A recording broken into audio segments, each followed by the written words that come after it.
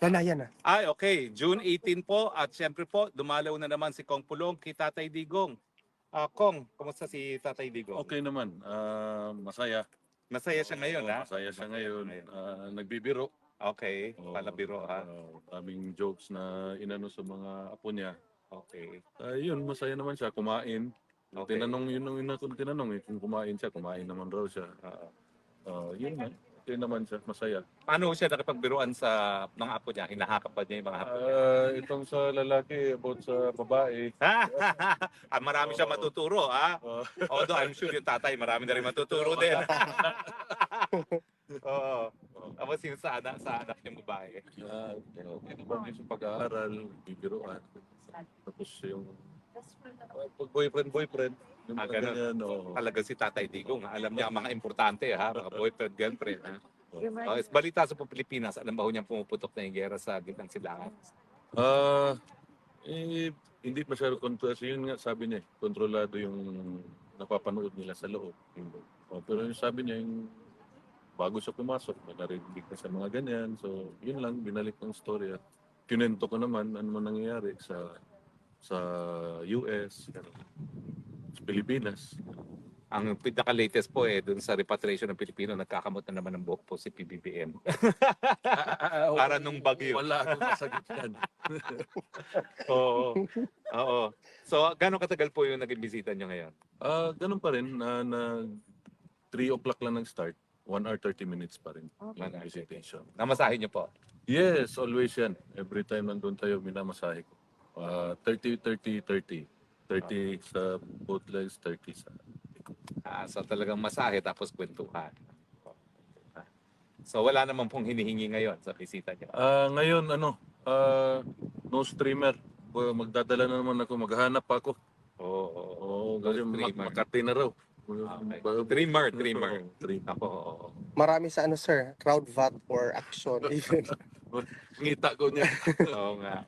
Sir, may question ako, sir. Yes. What is your reaction about Attorney Harold statement pertaining to your allegation na kung hindi mo daw mabigyan ng evidence Kinsara? Attorney Harold, sir, Prestigio?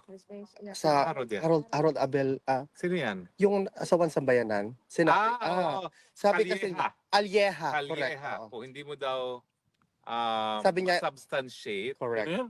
yung one sambayanan. Hindi ko kilala, so irrelevant yan sa buhay ko. Yan. Mario Joseph. Sorry ka na lang. Notaryo ka na nandyan sa rekto. Okay. Ida nga, bugaduha ka. Pinakamagandang sagot. Okay. Notaryo, gusto mo lang sumikat gamit pangalan ko. Para ka rin yung asong ulol. Magnotaryo ka na lang dyan. Huwag ka na makisali.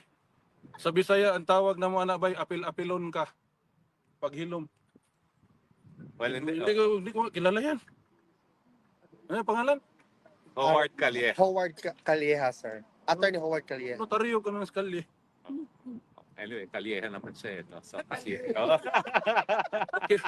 Pakialam ko sa'yo. pero yung sinasabi nyo yung, ano masasabi nyo nga doon sa mga kapwa Pilipino pa natin, no? Na nagsasabi na dapat wag daw tanggapin ng ibang bansa si Tatay Digong. Di kausapin nyo yung ibang bansa. Opinion nyo yan. May sarili kami, pamilya kami. Huwag nyo kami pigilan sa opinion namin sa tatay namin. Kasi kung tatay nyo yan, sana gusto nyo, idasal ko, tatay nyo lahat, patay na. Huwag kayo makialam kung anong gusto namin lumabas sa bunganga namin. Ano ba tayo? Demokrasya to. Sino pa yung sa kalye? Sino yun?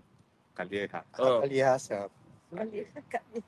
Buhayin mo, pamilya mo maayos, huwag ka makialam sa problema namin. Apil-apilon kang bata ka. Huwag ka kailanin mo. Init na ng kumulo na. Kain na tayo Indian food. Gusto namin yan. Gusto namin yan. Ay, hindi mo kaya salita mabuti. Basta mainit ulo ko. Meron kami labok doon. Kailan, diretso na sila. Oo. Sir, do you have a message to the Filipino people po? Closely Um, monitoring the situation. Sa mga kababayan ko, kababayan namin, maraming salamat at tinihingi po namin ang prayers ninyo sa dumarating na panahon para sa health ng tatay namin. Maraming salamat po ulit sa inyong lahat. Thank you, sir. Maraming salamat po. Until Thank tomorrow. you, sir. Mabuhay po.